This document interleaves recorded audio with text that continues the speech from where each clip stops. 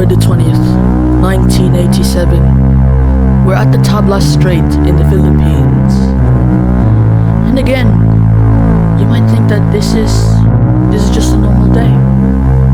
You might think that maybe there is no disaster to cover, because all that you see on the screen is a little boat, or should I say a big ferry, crossing down the stream. But little did you know that this ferry would be a part of the worst disaster known to man. The worst peacetime maritime disaster ever since the Titanic.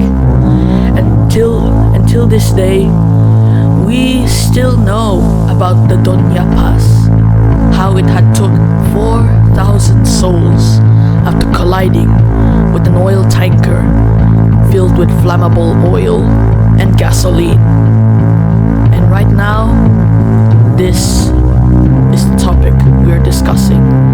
This is a recreational documentary talking about the MV Doña Paz disaster, in which we drive to the Philippines and fast forward into the 1980s and 87 as we learn more about the Philippines. And right now we will talk about this disaster, how it had took 4,000 souls and possibly ended the lives of some families who were visiting their members for Christmas. And to this day, all of us, even some of us, will continue to ask how, what, and why there was an inferno at sea.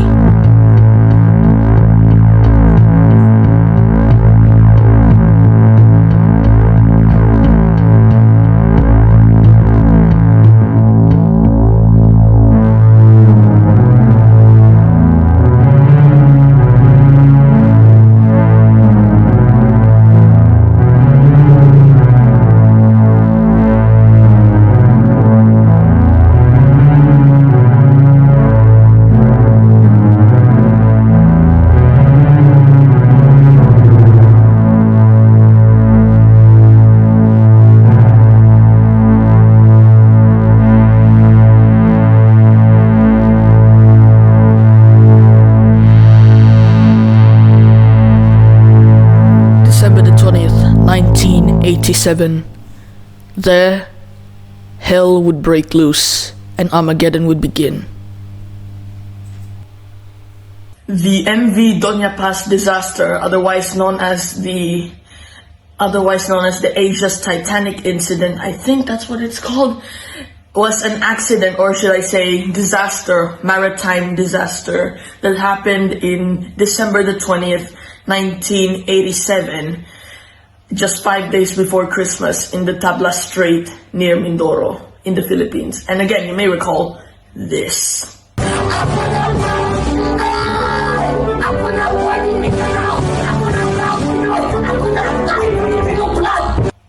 Yeah, it was a goofball. Now I know what you're thinking. What era in the Philippines are we? Well, I'll tell you. It's the 1980s, and we'll do a small montage. Germany was still divided, the Soviet Union was still thriving, and the Philippines had already gone through a revolution. So yeah, thank you. In the Philippines, it was just 5 days before Christmas, and it was most likely that families had bought plane tickets from the Manila International Airport to the ports in all of the Philippines. They were all headed to Manila. I think. Manila International Airport? I meant every single airport that is in the Philippines. But yeah, every family was going to an airport, a port, whatever. But yeah, and the Doña Paz was one of those ships to go from a port to its destination of origin, Manila. But still, families have been going in the ship even without a ticket, and they slanted the ship on one side. The Doña Paz, which was built in 1963, was constructed in Japan under the name of Himeyuri Himiyuri Maru. Sorry if I'm pronouncing it wrong. Sorry to my Japanese boys there. But then it was bought by the Sulpicia Lines, now known as the PSACC, I think. Is that correct? Yeah, PSACC.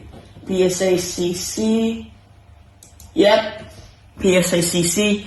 And it was renamed into the Don Sulpicio until it caught fire, and then it got repurposed into the Doña Paz, like what we know as today. This is a map of the Philippines, and we'll zoom in on Leyte. This is where the Doña Paz had left. So, as we all know, the journey for the Doña Paz was to go from Leyte all the way to the capital, Manila. And first, we left Leyte, and then we go around the island of Samar, and then we do a little more crossy, and then we do a hard turnaround around the island, as you can know. And then we go and glide over above Visayas, and then head for Panay. And then once we crossed Panay, we will now pass in between San Jose Island and Boracay. And there we arrived at the Tablas Strait. This is where hell will break loose for the Doña Paz. The Doña Paz then went on a very long route, starting from Leyte, then making a turnaround, and then it traveled above Visayas, and then it possibly went in between another island and Boracay before arriving in the Tablas Strait near Mindoro. And other than the Doña Paz that was there at the Tablas Strait, there was an oil tanker there, and that oil tanker would be the one to cause the entire disaster. Yet, the Doña Paz wasn't the only one alone. Other than the Doña Paz, coming from around the corner is another ship. That ship is an oil tanker, the MT Vector. We don't know exact records about the Vector, but what I can tell is that it's an oil tanker delivering oil to other areas in the Philippines. But yet the Vector would cause all of the damage once and for all. This was the turning point for the Doña Paz. And as for the Doña Paz herself, it is still being quiet, even though some passengers were sleeping, in which what we showed you here, this is what we think of what was going on. Passengers talking and blah blah blah. The oil tanker was named the MT Vector, a very old, very rickety oil tanker that had been in service for, I don't know, there was not much about the Vector, but what we know is that the Vector was seen not following standard protocol when in regarding to transporting oil. It was going in zigzag, and yeah, it was also carrying flammable oil, just to be clear. Right now, the Doña Paz and the MT Vector are already in a standstill. Right now, the fate of the two ships have begun. As what we can recall from records, the Doña Paz is riding in a straight line as the Vector wasn't following any strict protocol and just going zigzaggy. And right now, the fate of these two ships and both of their crew and occupants are near. Here, the Doña Paz and the Vector are approaching slowly up until both ships collided and caught fire. And this was it.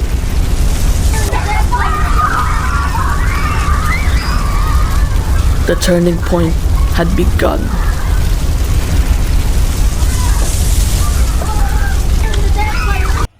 The Doña Paz was going in a straight line. The Vector was approaching in a zigzag. And then once the two ships came, nobody turned starboard or port. Both ships collided on impact. And the collision was so... I don't know how to say it. The collision was so great. It caused a spark, and it ignited the spilled flammable oil everywhere. I don't know if this is confirmed or not, but what I think I remember is that the oil was then flying around the area and landed in the water. That's what I can remember. That's what I can tell. This is a recreation of the Doña Paz and the Vector in the Tabla Strait. As you can see, the Vector is going in a big giant zigzaggy as the Doña Paz was traveling in a straight line. It wasn't up until then when the two ships have ultimately collided with each other, and this was it. This scene, what you saw, is what happened. Meanwhile, inside of the ship, the passengers are prancing and everything is not going so good. But not to be of your dismay, there are lifeboats in the area of both ships. What? I don't care, just cut it. Just cut it, will you? Go to the scene, go to the lifeboat scene. Go. Oh, I forgot. Well, due to the lifeboats in other ships of the Philippines being made of rubber, it's most likely that all of the lifeboats have compromised, causing the additional 4,000 deaths. There were lifeboats on the Doña Paz, but there was one problem. The lifeboats are made of rubber, so they most likely compromised. So people had to jump in the flaming water. As you can see, the passengers and crew are always prancing, panicking, but yet they had to jump into the water, as you cannot tell. But according to some sources, they jumped into the flammable water. This is what most likely made them survive. And then, out of the blue, the Doña Paz sinks first, rapidly in a few hours or minutes. After sinking first, the Doña Paz goes bye-bye. The Vector followed suit. And this was that for both ships, as what is left of both ships are flames in the ocean, and the Vector goes last. And with that, it is over. The pain is gone, and yet more is yet to come. Due to the disaster, multiple news agencies like GMA News are reporting the disaster wildly. Kahapon lang po ay ang ika-30 anibersaryo ng aksidente sa dagat na kinasangkutan naman ng MV Doña Paz.